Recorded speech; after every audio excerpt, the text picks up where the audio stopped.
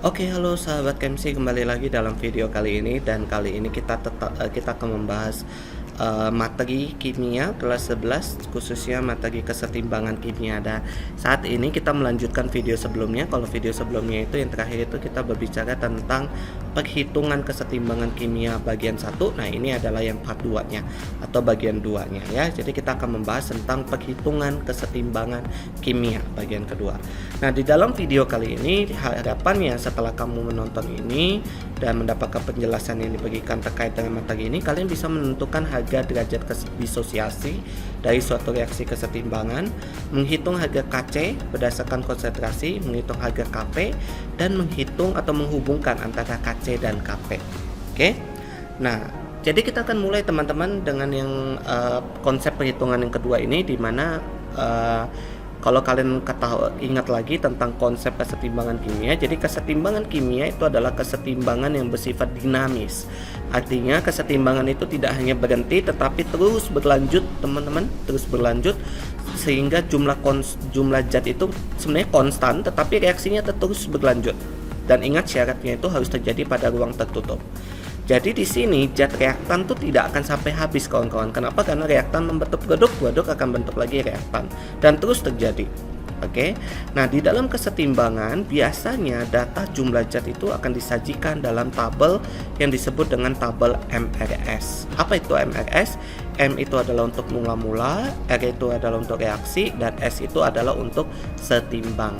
Nah, ini penting banget untuk kamu kuasai cara membuat tabel MRS ya. Kenapa? Karena kita akan pakai itu terus kalau kita lakukan perhitungan kesetimbangan dinamis.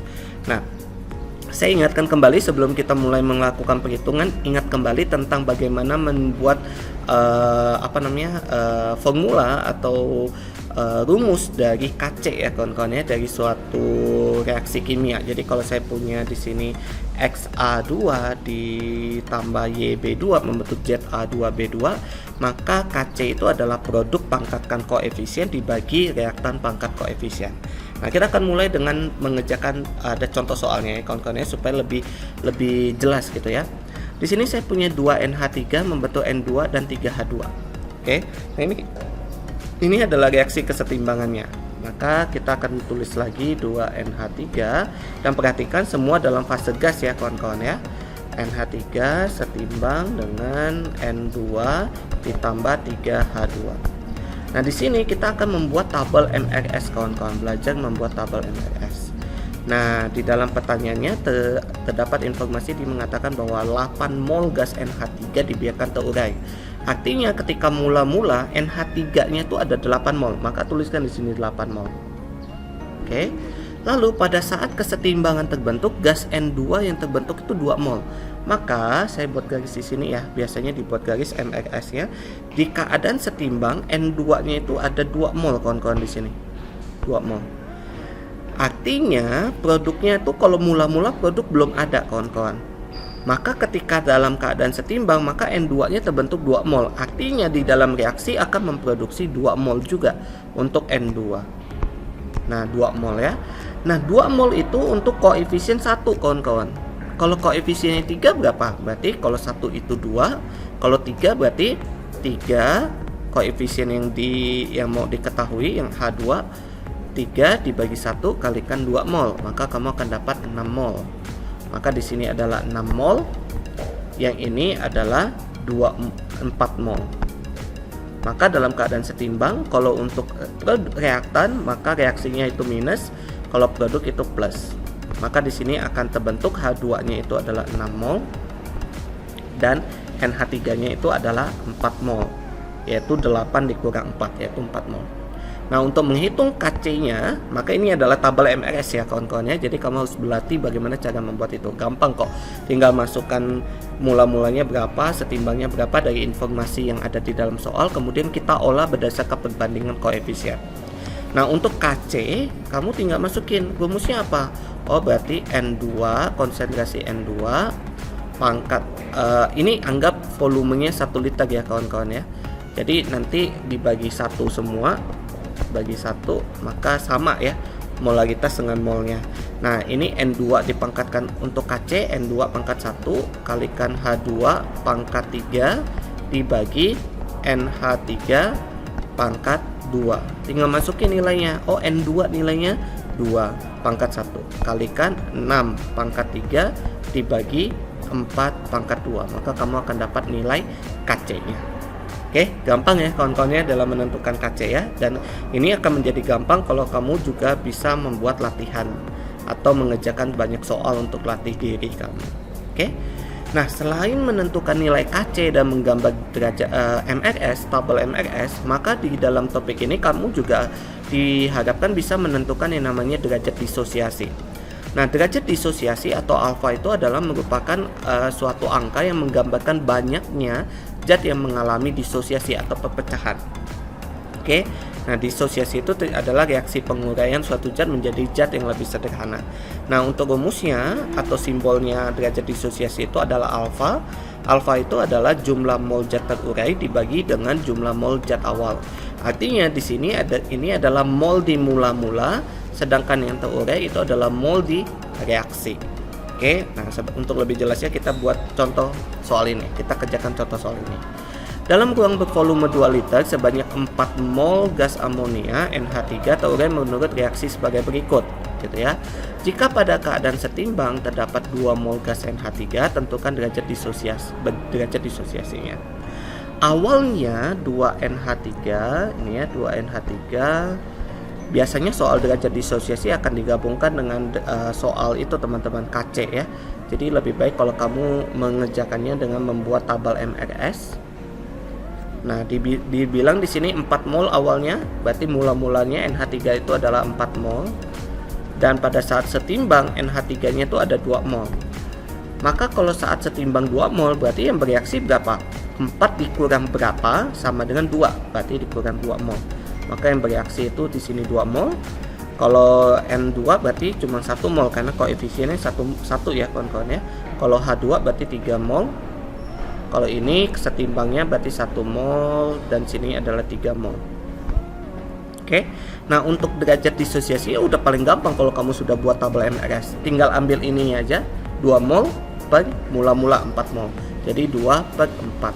Maka dapatnya setengah 0,5 atau kalau dalam persen 50%. Seperti itu kawan-kawan ya. Nah, kalau mau hitung KC, gampang lagi ya kawan-kawan ya. Tinggal 1 pangkat 1 kali 3 pangkat 3 dibagi 2 pangkat 2. Maka kamu dapat nilai KC-nya. Oke. Nah, itu adalah penjelasan tentang derajat disosiasi. Berikutnya, kita akan mengulang tentang KP. Nah, selain KC, kita juga harus bisa menentukan tetapan kesetimbangan berdasarkan tekanan parsial atau disebut dengan KP. Nah, rumus yang kamu harus ingat itu adalah ini untuk menentukan tekanan parsialnya nih kawan-kawan. Jadi tekanan parsial suatu gas itu adalah jumlah mol gas per mol total gas kalikan tekanan total. Oke ya. Contoh. Oh iya, satu lagi. Untuk KP itu hanya pada senyawa yang berwujud gas. Sedangkan solid, liquid, dan aqueous itu tidak diikutsertakan karena tekanan parsialnya dianggap konstan atau tidak berubah atau nilainya sama 1. Oke ya. Jadi ingat hanya pada gas. Maka pasti dia itu adalah reaksi homogen ya di sini ya.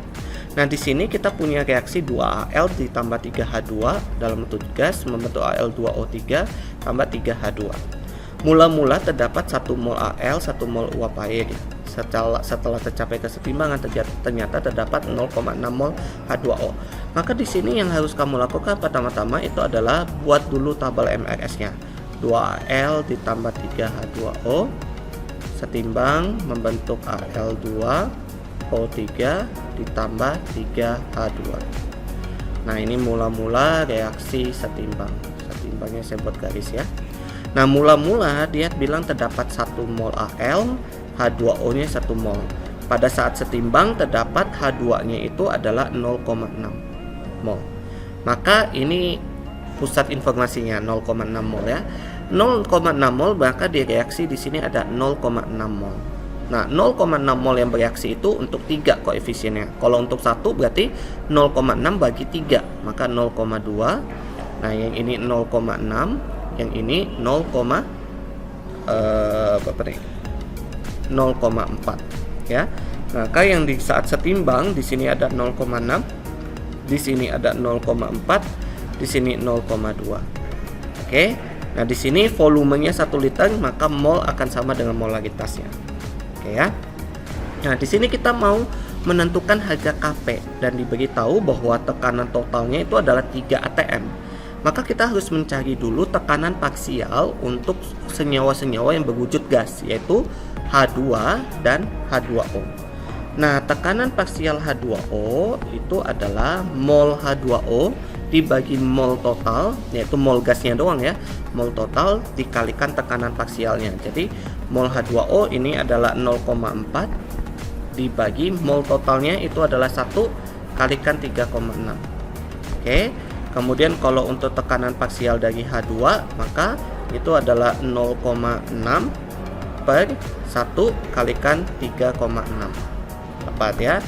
Berapa? Kemudian untuk Kp kamu tinggal masukkan, Kp nya itu adalah konsentrasi, bukan konsentrasi ya, tapi tekanan parsial H2 pangkat 3 dibagi PH2O pangkat 3 juga. Maka tinggal masukin yang ini nilainya berapa, masukkan ke sini, yang ini nilainya di bawah tinggal dimasukkan. Oke, maka kamu dapat nilai Kp-nya. Oke. Itu untuk Kp. Nah, kemudian yang terakhir itu adalah bagaimana kalau kamu diberikan soal di mana sudah diketahui Kc-nya berapa, lalu kamu mau tahu Kp-nya berapa gitu ya. Nah, sebenarnya nggak perlu ngitung lagi teman-teman dari awal gitu ya, tentukan tekanan parsialnya lagi apalagi ya. Sebenarnya kita tinggal bisa menggunakan hubungan antara Kc dan Kp. Nah, kalau diturunkan hubungan Kc dan Kp itu adalah Kp itu adalah sama dengan Kc kalikan RT pangkat delta N. Kalau diketahui Kc ya, mau cari Kp. Kalau diketahui Kp lalu mau cari Kc, maka Kc itu sama dengan Kp per RT pangkat delta N. Gitu ya, contohnya cuma dibalik aja. Ingat ya rumusnya ya. Nah, R itu nilainya adalah konstan 0,082 dan T itu adalah di suhu mutlak, harus di Kelvin. Maka kalau dia diketahui dalam derajat Celcius, tambahkan 273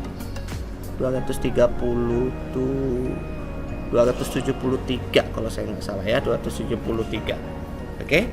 Nah, kita akan mulai contoh. Contoh ya. Di sini kita diketahui Kc-nya 5. Suhunya 27, ditanya Kp. Ya udah tinggal masukin aja rumusnya. Kp sama dengan Kc kalikan R kalikan T pangkat delta N. Kc-nya berapa? Oh 5. R-nya berapa? 0,082. T-nya berapa? 27 tambah 273. Maka dapatnya 300. Maka kalikan 300. Delta N-nya dapat dari mana? Hitung koefisiennya. Nah, sini dibilang delta N itu adalah selisih jumlah koefisien produk dengan reaktan yang fasenya gas. Maka di sini produknya 2, reaktannya ada 4. Maka di sini 2 dikurang dengan 4. Gitu ya, 2 dikurang 4. Maka kamu tinggal masukin 5 kalikan 0,082 kalikan 300 pangkat min 2. Maka kamu dapat nilai Kp-nya. Oke. Nah, itu caranya ya. Jadi jangan sampai lupa hubungan antara Kp dan Kc. Oke. Nah, itu saja untuk video kali ini yang menjelaskan tentang perhitungan kesetimbangan kimia bagian kedua. Semoga bisa kamu pahami dan bisa membantu kamu dalam memahami materi kesetimbangan kimia di kimia kelas 11. Oke, terima kasih. Sampai ketemu lagi di video-video berikutnya. Bye-bye.